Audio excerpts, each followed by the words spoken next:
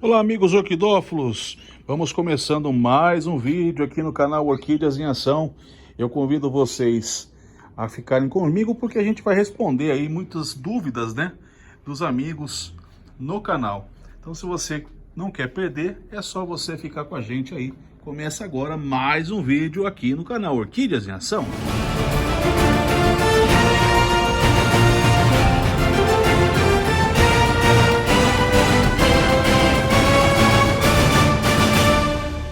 Bom, vamos começar então esse vídeo aqui com a pergunta do amigo Luciano Alves.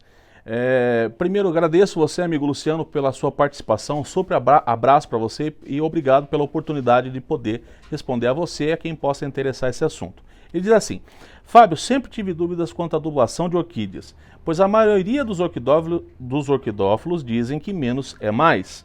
A pergunta é a seguinte: realmente necessita de toda essa semana usar adubo diferente na planta?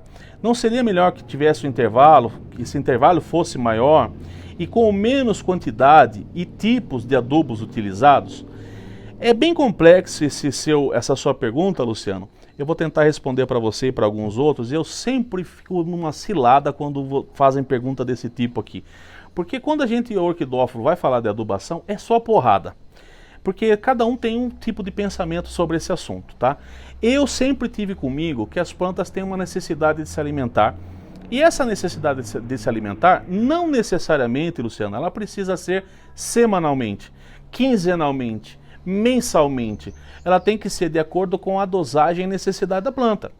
Se você vai fazer uma aplicação de adubo uma vez por mês, o que você tem que fazer? Uma dosagem que seja para uma vez por mês. Se você vai fazer uma aplicação uma vez a cada 15 dias, dosagem adequada para a sua planta a cada 15 dias se alimentar. Se eu vou fazer uma adubação por semana, semanal, uma dosagem semanal para aquela planta não sofrer com excesso de adubos, sais, de adubos químicos e etc. E existe ainda as adubações diárias. É verdade, existem as adubações diárias que a gente chama de adubações homeopáticas. Então, essas adubações, o que determina sucesso ou insucesso com elas, meu amigo, é a quantidade, o excesso, a dosagem, tá? E a diversificação dos adubos, por que nós fazemos essas diversificações? Porque vários tipos de adubos. Hoje existe já, né? Não existia antes, mas existe já adubos que são completos e preparados para orquídeas. Você já deve ter ouvido falar de B&G, também do Fertiplus, inclusive agora também tem o de micro-orquídeas que o Roberto Martins desenvolveu, você pode estar vendo aí no meu canal, né? Eu tenho vídeos falando sobre esse adubo com ele. Então foram adubos desenvolvidos para as orquídeas.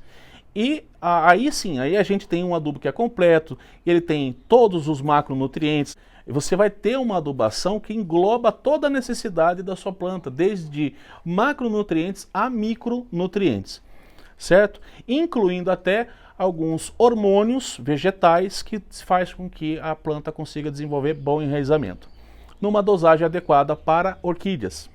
Agora, quando nós não temos essa condição, quando nós não temos um adubo que foi preparado, comprado, desenvolvido para orquídea, aí você tem que estudar. Você vai ter que estudar os macronutrientes que aquele determinado adubo tem, para você poder entregar esse macronutriente para a sua planta. Que na verdade eles não são 3, são 6, tá? Então é nitrogênio, fósforo, potássio, magnésio, cálcio e enxofre. Esses são os 6 importantes macronutrientes indispensáveis para suas plantas. Então às vezes você compra um adubo que ele só tem um macronutriente, até esses 6, mas ele não tem um micro. Então você vai precisar de repente implementar um outro adubo que tem um micro. Né? E desse micro, às vezes você compra um adubo que tem um micro que tem uma quantidade baixa de micronutrientes também. Aí você tem que comprar um outro micro para suprir o micro. E às vezes você também tem nitrogênio, fósforo e potássio, né? E você não tem o magnésio, o cálcio e o enxofre. Aí você tem que ter um outro adubo para você fazer essa complementação. Então, a chave da gente fazer essas mexidas com outros adubos é a complementação daquilo que a gente não encontrou num determinado produto. Né?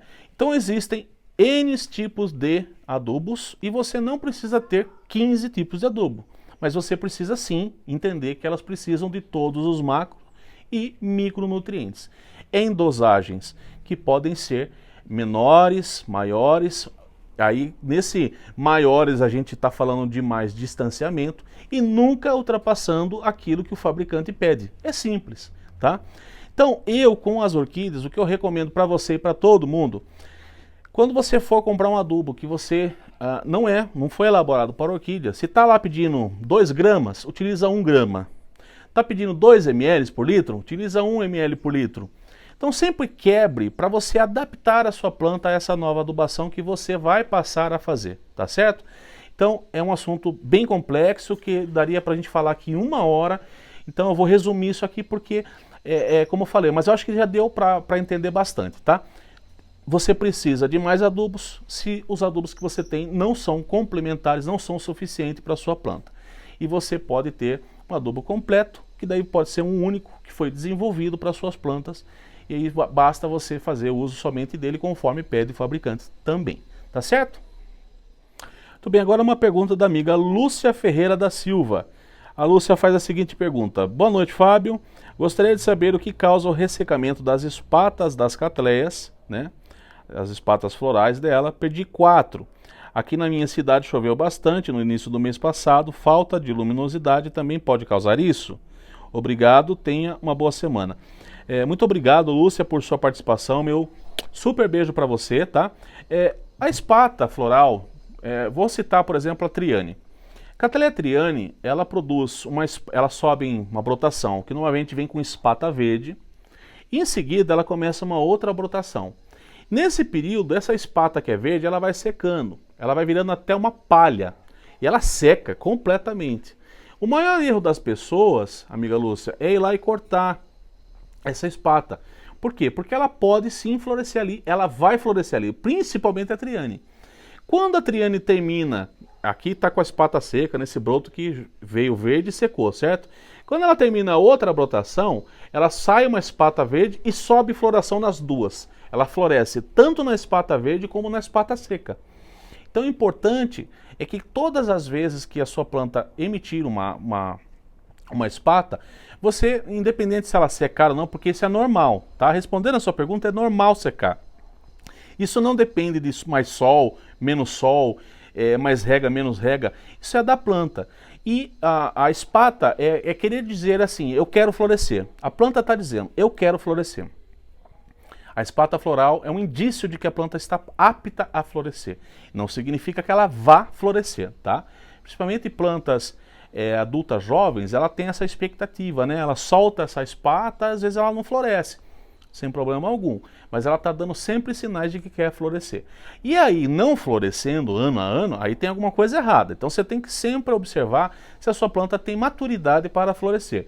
Ela produziu uma haste ali, secou, mas você viu que é uma planta pequena, uma adulta jovem ainda e tal, ela não floresceu e foi normal. Ela só preservou essa energia que ela teria que gastar com a floração para ela produzir mais uma vegetação e florescer assim na época mais correta e segura para a planta, tá? Então isso não é problema nenhum.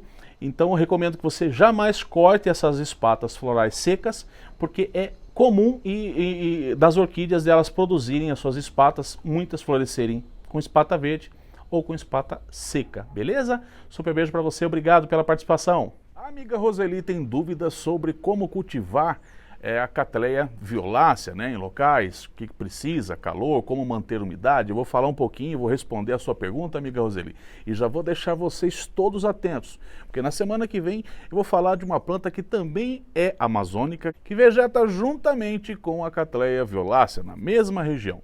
Me refiro à Cattleya Wallisii ou Eldorado. Fique muito atento porque vai ser um vídeo super especial sobre essa maravilhosa espécie. Obrigado, Roseli. Um super beijo para você. Muito obrigado por sua participação. Em relação à sua dificuldade, né? Primeiro vamos por partes. A Cattleya violácea, ela é da região amazônica, onde nós temos muito calor e altíssima umidade. Então, um dos pontos para o seu cultivo aí já está legal, né? Você tem um ponto um ambiente que já possui o calor. Para você conseguir atingir o outro ponto que ela precisa, que é a umidade, vou te dar algumas dicas.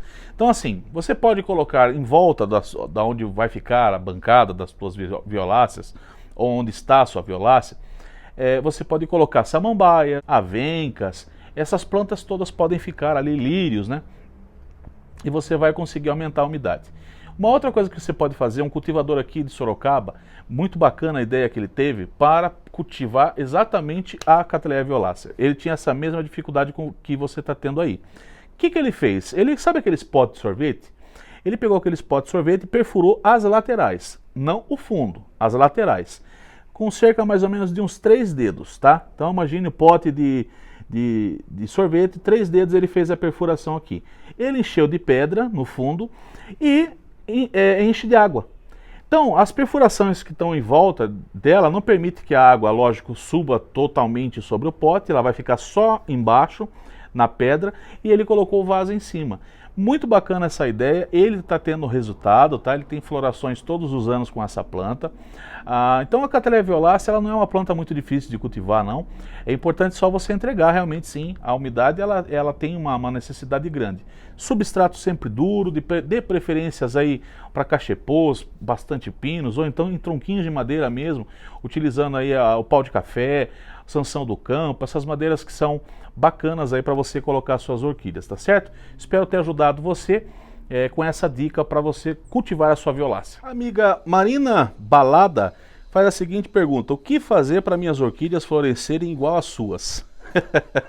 Inclusive a Márcia Gonçalves Lopes colocou que gostei dessa e deu risada aqui também. Então a Márcia Gonçalves e a Marina Balada, ó, meu super beijo, obrigado por sua participação. Vamos lá, o primeiro ponto para que a gente tenha florações como essas que vocês estão vendo aqui é a gente ter as primórdias de cultivo. A gente tem que ter o ambiente, a gente tem que ter as regas adequadas para o nosso espaço e para as plantas que a gente cultiva, os tipos de substrato que essas plantas mais se adaptam, a ventilação e a suplementação alimentar. Pronto, esses são os 5 quesitos para esse sucesso todo aqui.